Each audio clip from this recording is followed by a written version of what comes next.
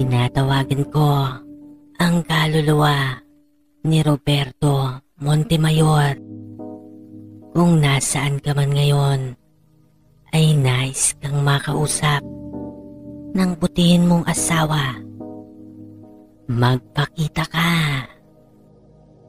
Unti-unting lumabas ang isang lalaking nakasuot ng robang itim. Dahan-dahan ay lumapit ito kung saan nakaupo ang kung sino mang tumatawag sa kanya. Punyeta naman, Tonyo.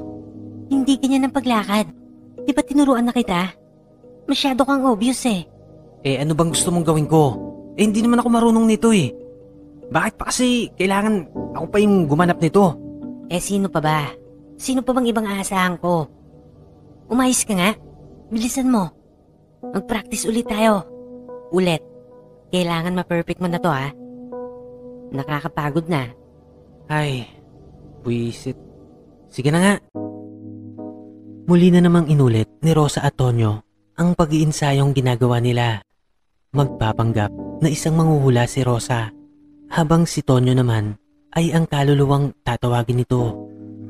Mag-asawa ang dalawa at gawain na nila noon pa ang manggancho ng mga tao. Kailangan nilang magawa ang mga bagay na ito, kung bakit ay bumalik tayo sa nakaraan. Mga 1 linggo. Tonyo, kabisado mo na ba ang linya mo? Huwag kang papalpak ha. Hindi ka pa pwedeng magkamali. Napakalaking pera nito. Kaya't ayusin mo. Maliwanag? Paparating na siya. Hindi niya tayo pwedeng mahalata. Okay? Oo na. Lagi naman eh. Alam mo ikaw, pwede ka na mag-artista.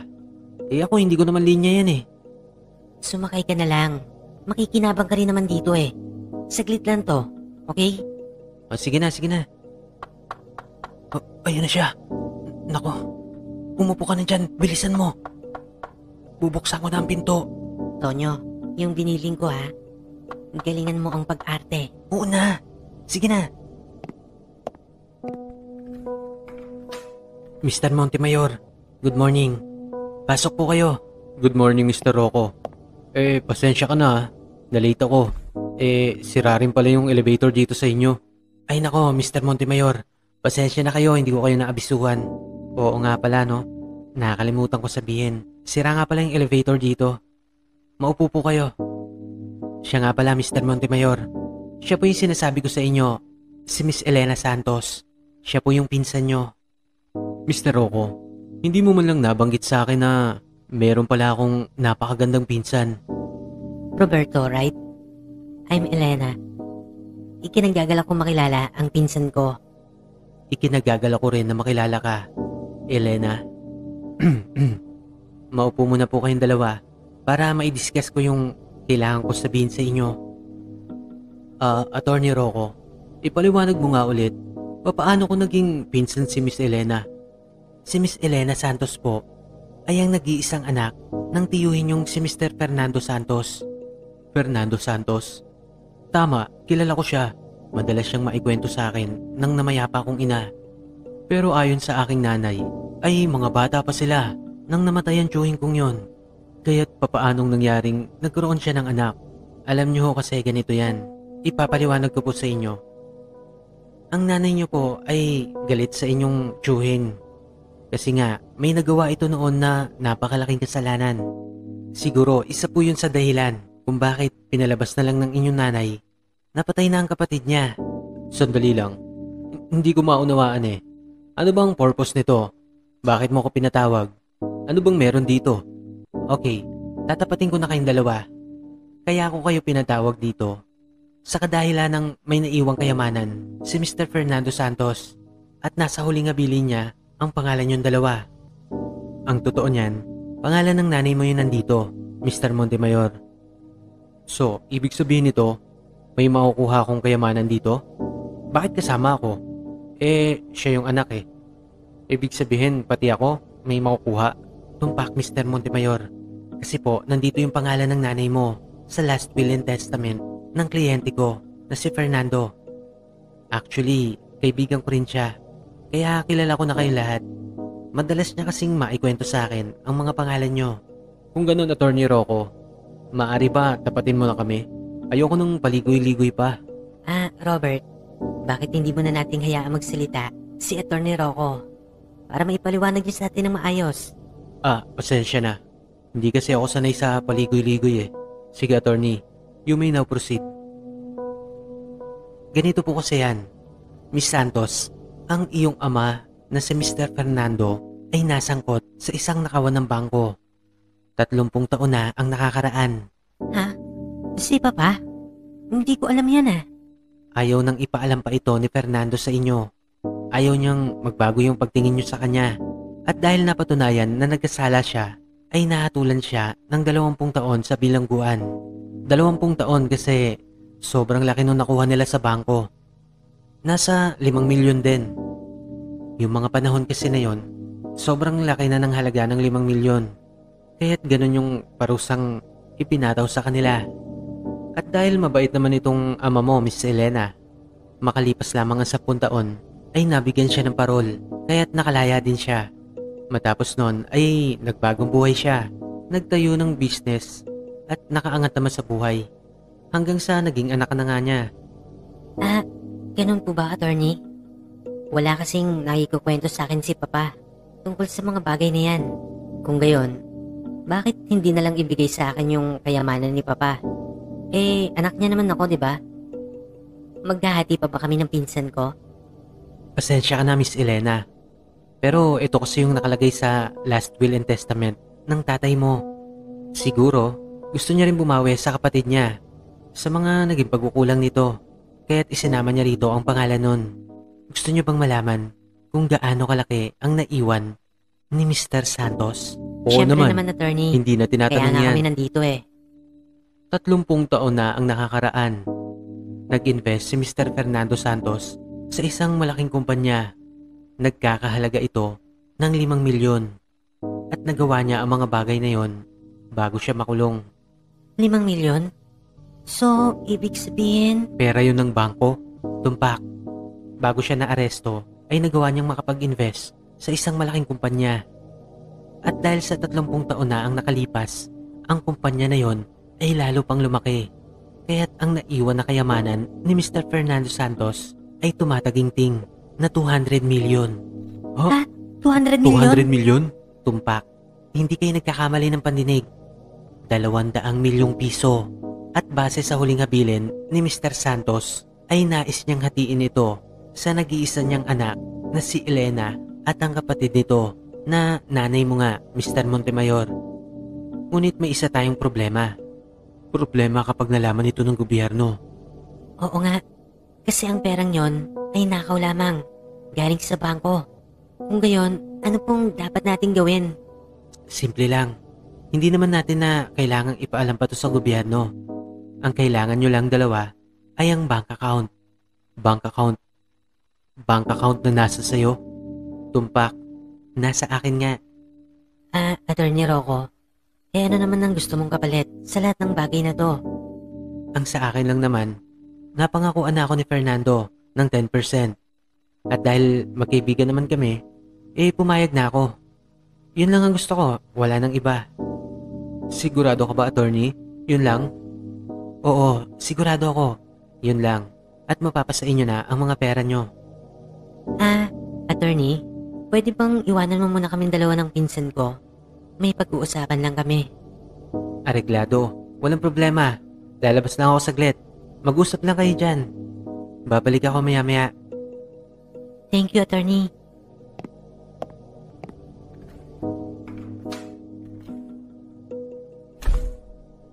Ilang saglit pa ay tuluyan nang nakalabas ng silid na yon si Tonyo na nagpapanggap bilang si Attorney Rocco.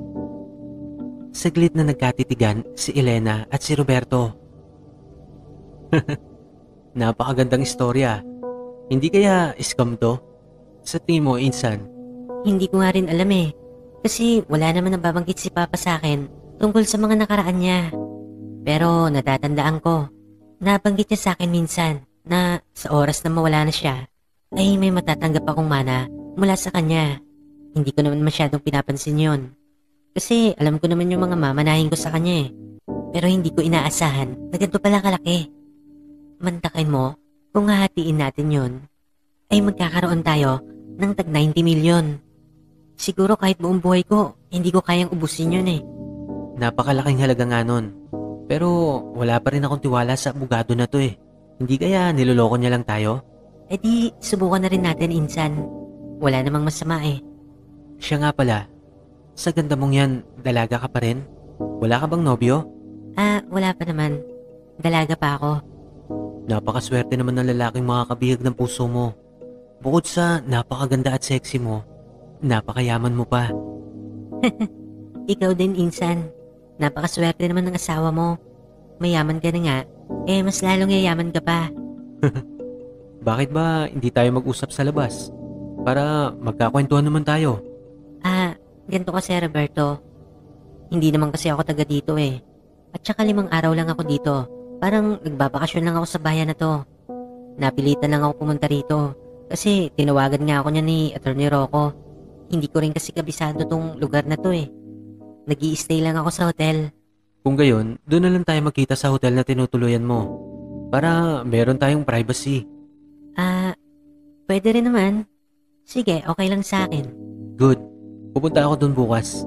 Hintayin mo ako. Walang problema, Roberto. Matapos nga ang tagpong yon, ay nagpaalam na sila sa peking abogado na si Attorney Rocco. Nagsabi ang dalawang magpinsan na babalik na lang sila kapag nakapagdesisyon na sila. Bago kasi nila makuha ang pera nila, ay kailangan muna nilang bayaran ng abogado ng 10% sa kabuuang yaman na kanilang makukuha. Kinabukasan nga ay bihis na bihis si Rosa na nagpapanggap bilang Elena Santos. Hinahantay nito sa hotel ang kakatagpuin niyang si Roberto. Tonyo, huwag kang papalpak ha. Tignan mo nga yung tsura ko. Okay na ba? Maganda na ba ako? Oo naman. Maganda ka naman kahit di ka mag-ayos eh. Asawa yata kita. Basta Tonyo ha, diyan ka lang sa loob ng kabinet at wala kang ibang gagawin kundi videohan ang gagawin namin ni Roberto.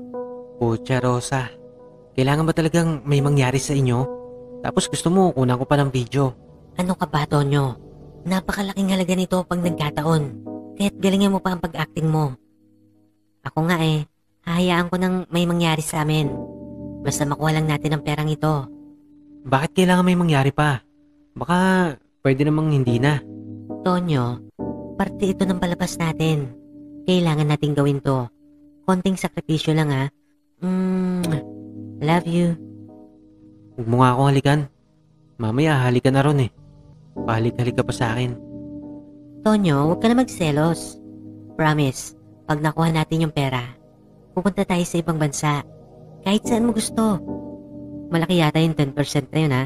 Nasa 20 million din. O siya, sige na nga. Payag na ako. Okay na sa akin to. Eh kung gayon, ano pang ginagawa mo dyan? Pumasok ka na doon sa loob ng kabinet. Parating na yung si Roberto. Bilisan mo na. Oo na. Maya-maya nga ay meron ng kumatok sa kanilang pintuan. Nang buksan yon ni Rosa ay tumambat sa kanya ang bihis na si Roberto. May dala pa itong bulaklak at chocolate. Roberto, ikaw na pala yan.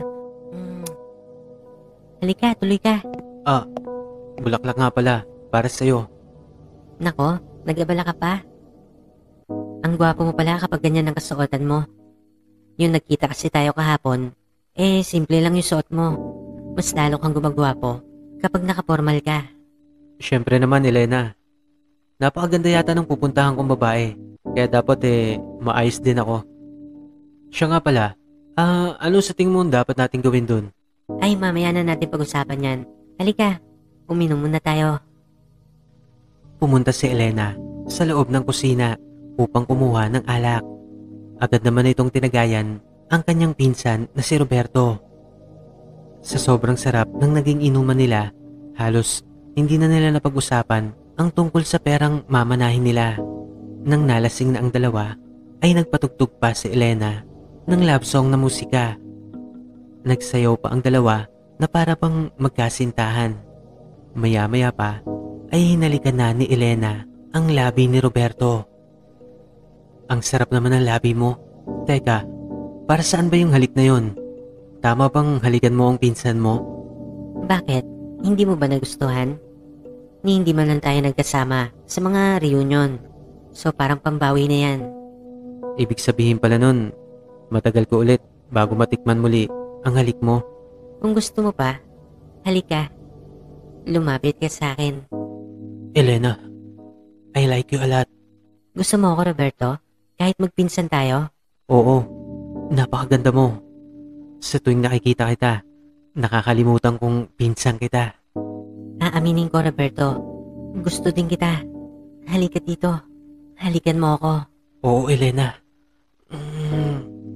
Roberto, paligayahin mo ako. Oo, Elena. Gagawin ko ang lahat para sa'yo. Tuluyan na ngang nagdiig ang dalawa. Nakalimutan na ni Roberto na pinsan niya si Elena, habang si Elena naman ay bigay todo sa kanyang pag-acting.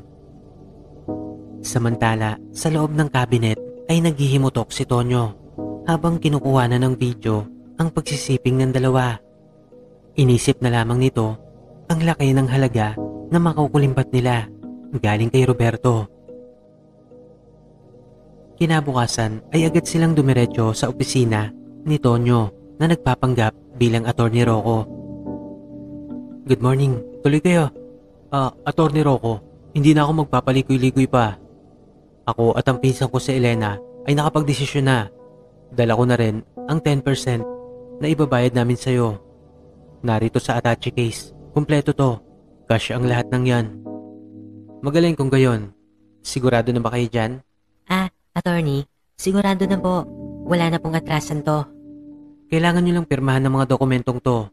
Matapos nyan, tapos na ang problema nyo. Teka, wala pala akong ballpen. Ito sa bulsa ko meron. Saglit lang. Nagmamadaling dinukot ni Attorney Rocco ang kanyang ballpen sa bulsa. Ngunit sa hindi inaasahang pangyayari ay sumama ang kanyang pitaka sa ginawa niyang paghugot sa ballpen. Nalaglag ito sa lapag at bumuka ito ng bahagya. Agad namang napansin yon ni Roberto. Nanlaki ang mga mata nito sa nakita niyang larawan mula sa pitakang yon. Teka, anong ibig sabihin nito? Bakit magkasama kayo sa larawan na nasa pitaka mo? Anong ibig mo sabihin? Aha, pinaglululoko niyo lang ako, no? Mga scammer siguro kayo, no? Mr. Montemayor, magpapaliwanag ako. Ito pong asawa ko, kamukha lang ni Miss Elena. Kahit tignan niyo pa po maigi. Gusto niyo, ipatawag ko siya ngayon. Hindi na. Hindi ako tanga. Hindi niyo ako maluloko. Mga manggagancho kayo Balak niyo pa akong isahan Tonyo, ano pang hinihintay mo? Ipakita mo sa lalaking to yung video namin kagabi. Tignan mo to, Roberto. Nakikita mo ba kung anong nilalaman ng video na to? Mga walang ya kayo. Sinetap niyo ako. Ano to? Iba-blackmail niyo ako? Oo, Roberto. At kapag nakita yan ng asawa mo, tingnan natin kung ano ang magiging reaksyon niya. Roberto, wala ka na magagawa rito. Iwan mo na yung attache case mo. Kung ayaw mong mapanood to ng asawa mo. Mga walang ya kayo. Mga manluloko. Para sabihin ko sa inyo, hindi ko iiwan ng perang ito. Kailanman ay hindi makikita ng asawa ko yan. Kahit ano pang gawin nyo. Aba, hinahamon mo kami Tignan natin kung hindi ka patay ng asawa mo kapag napanood to. Roberto, huwag kang umalis. Kinakausap ka pa namin. Mistulang bingi na si Roberto at nagtuloy-tuloy ito sa paglabas sa silid na yon. Agad naman siyang sinundan ni Elena, o mas magandang sabihin na natin ang totoo niyang pangalan na si Rosa. Hinabol niya ito sa hallway hanggang makarating ito sa elevator. Roberto, tumigil ka. Bakit, Miss Elena? Anong gagawin mo? Anong gagawin mo para makuha ang pera kong ito? Huwag mo ako subukan, Roberto. Kung ayaw mo magpantay ang paa mo dyan sa kinatatayuan mo, ibigay mo sa akin ang perang yan. Sa tingin ko marami kang talent at magaling kang manggancho. Pero nasisiguro ko, Hindi mo kayang kalabitin ang gatilyo ng baril na yan. Aba, sinusubukan mo ako ha? Saglit lang, Roberto. Tuluyan na ngang bumukas ang pintuan ng elevator matapos pindutin yon ni Roberto. Nakatingin pa ito kay Elena bago pumasok sa elevator. Bahagya pa itong napapangiti. Galit na galit si Rosa sa tagpong yon. Ngunit ang kanyang galit ay napalitan ng pagkabigla nang marinig niya ang boses ni Roberto na umaalingaw-ngaw habang sumisigaw ng pagkalakas-lakas. Animoy nahuhulog ito sa isang napakalalim na hukay. Agad niyang tinakbo ang pintuan ng elevator at hindi siya nagkamali. Nahulog ito doon. Hindi nito napansin na wala pala ang mismong elevator nang magbukas ang pintuan nun, kaya't dumausdos ito pababa hanggang sa ground floor. Karma mo na yan. Tatanga-tanga ka. Kung ibinigay mo na lang sa akin yung pera, hindi ka sana mahuhulog dyan.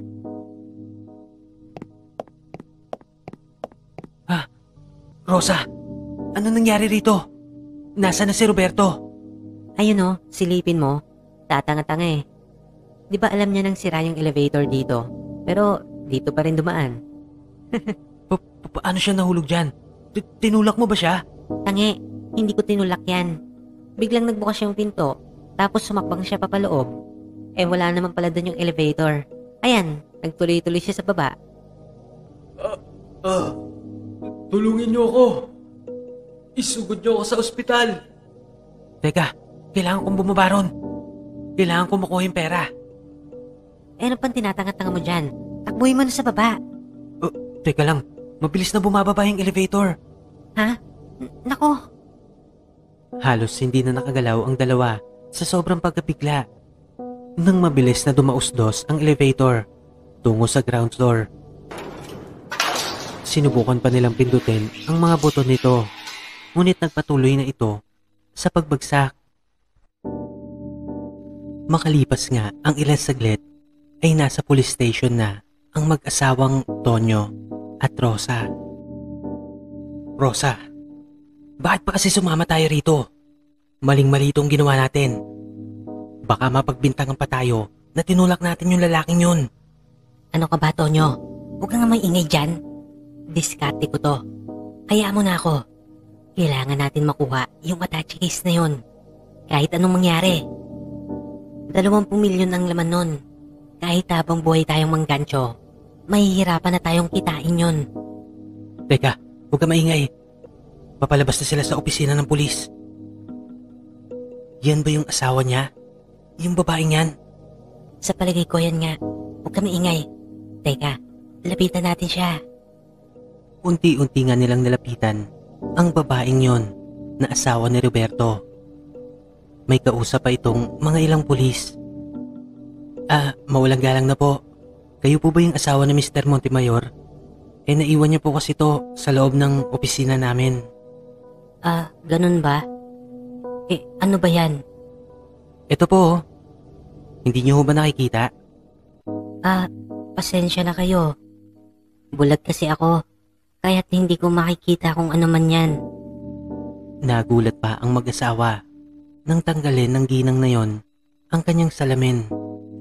Bulag pala ito kaya't hindi nito makita ang sombrero ni Roberto na inaabot ni Tonyo sa kanya. Mrs. Montemayor, ako nga po pala si Elena Santos at kasama ko po ngayon si Attorney Rocco. Kami po kasi yung huling nakasama ng mister nyo bago siya na-aksidente sa elevator. Ganun ba? Maraming salamat. Nabanggit nga kayo sa akin ni Roberto.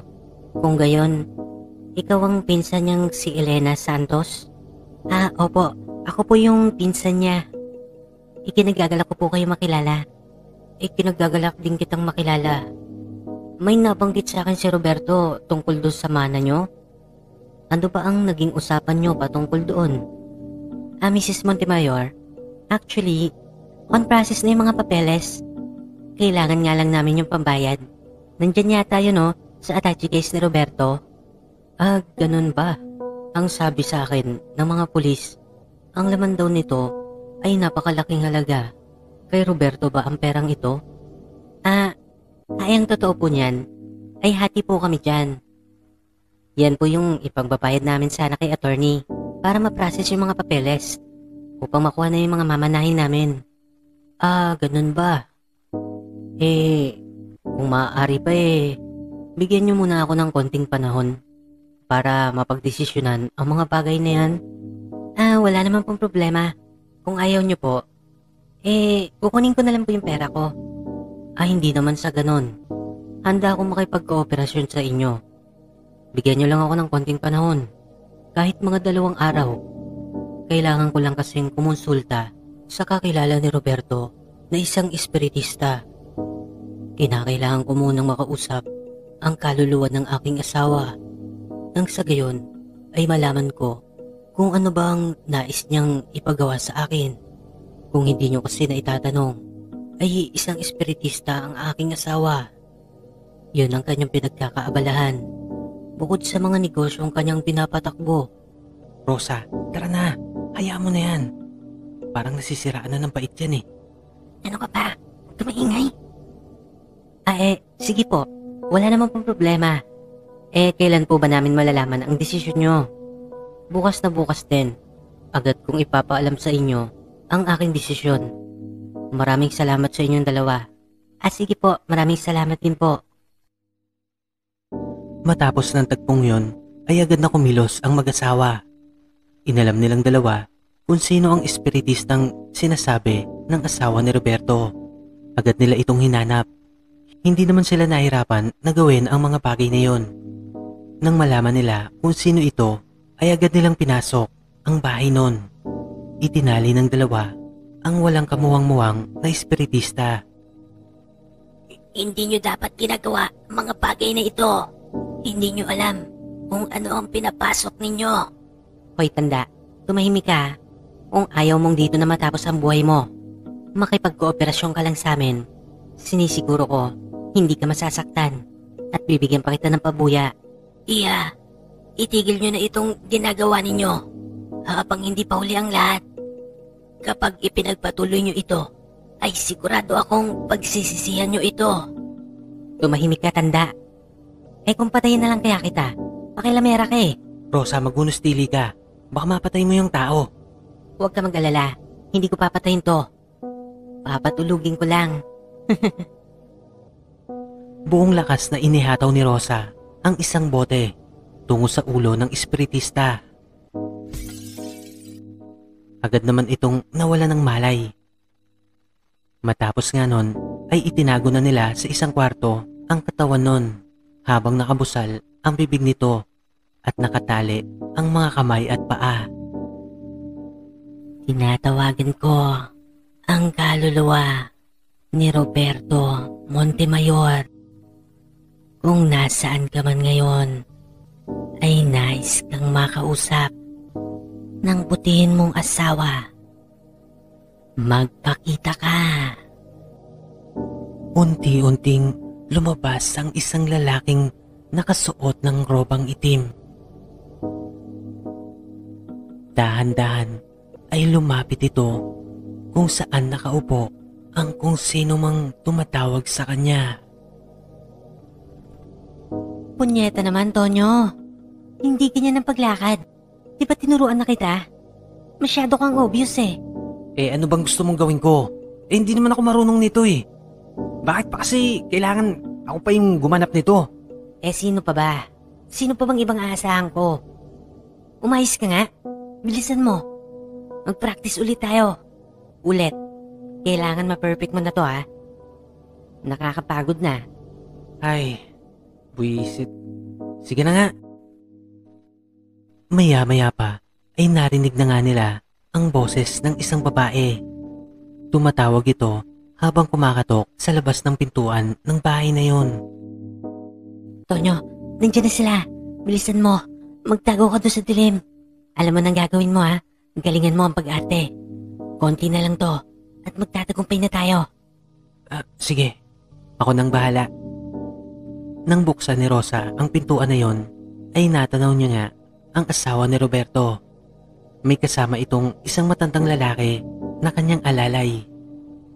Agad naman nilang inumpisahan ang orasyon upang tawagin ang kaluluwa ni Roberto.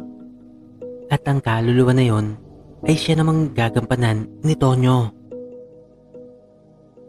Tinatawagan ko ang kaluluwa ni Roberto Montemayor. Kung nasaan ka man ngayon, ay nais kang makausap ng butihin mong asawa. Magpakita ka. Unti-unting lumabas ang isang lalaking nakasuot ng robang itim.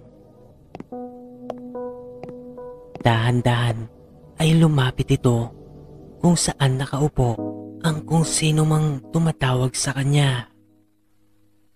Nandiyan na ba? Nandiyan na ba ang asawa kong si Roberto? Ayan na siya. Papalapit na siya rito. Berong, nakikita mo ba yung lumalapit? Siya ba ang asawa kong si Roberto? Opo, madam. Si Senyorito Berto nga po. Magsalita ka, Roberto. Nais malaman ng asawa mo kung ibibigay niya ba ang pera sa mga kausap niya. Nais niyang liwanagin mo ang lahat ng ito. Roberto, ano ang dapat kong gawin? Ibibigay ko ba ang perang ito sa mga taong kausap mo? Magsalita ka, Roberto. Hinihintay ng asawa mo ang kasagutan mo.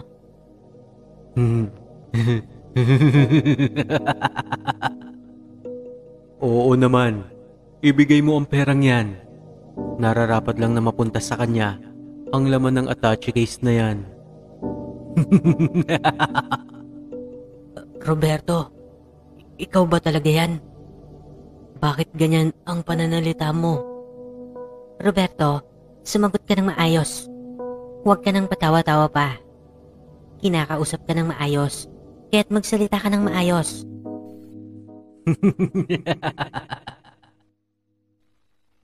Asar na si Rosa. Halos batukan niya na ang asawa niyang si Tonyo.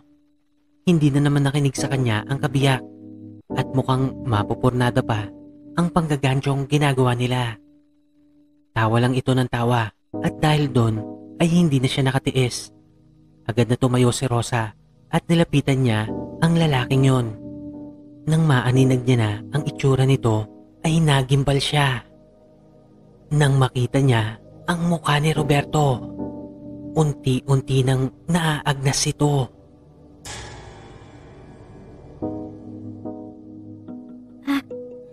Roberto? Paano? Agad na kinuha nito ang attache case na nakalabag sa lamesa. Matapos nun ay iniabot niya ito sa gulat na gulat pa rin si Rosa. Sa kabila ng takot ay nakuha niya pang buksan yun. Ngunit ang takot na kanyang nadarama ay nadagdagan pa ng iba yung kilabot. Nang tumambad sa kanya ang putol na ulo ng kanyang asawa. Nakasilid iyon sa loob ng malaking attache case na yon.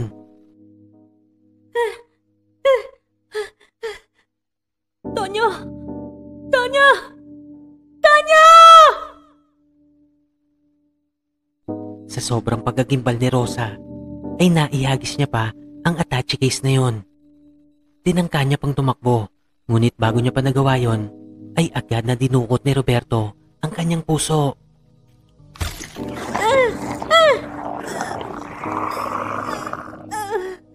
Ibalik mo yung puso ko.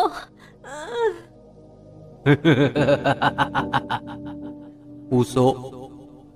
Wala ka namang puso, di ba? Ganyan ang nararapat sa inyong mga manggagancho. Kung nakinig lamang kayo sa espiritistang yon, ay hindi sana kayo mapapahamak. Kagaya niya, ay isa rin akong espiritista. Kilala niya ako. Alam niya na kaya kong pabalikin ang aking kaluluwa mula sa impyerno.